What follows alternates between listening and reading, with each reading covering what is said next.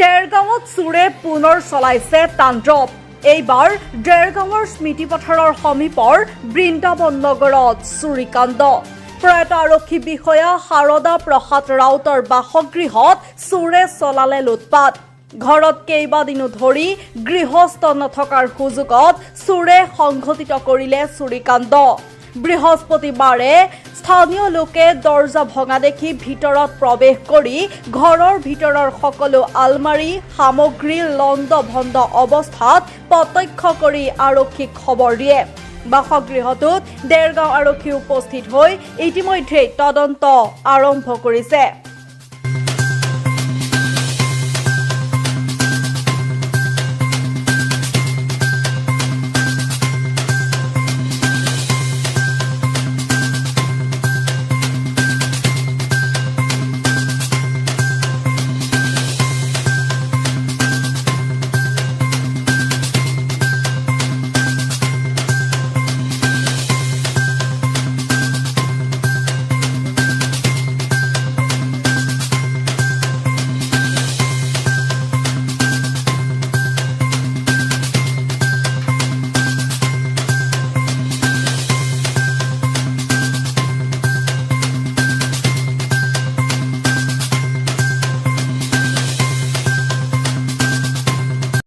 ৰাতিপুৱা মানে কি প্ৰায় 11:30 বজাত আজি এগৰাকী মানুহে মোক ফোন কৰিলে, এই পাপৰি নামৰ ছোৱালীজনী।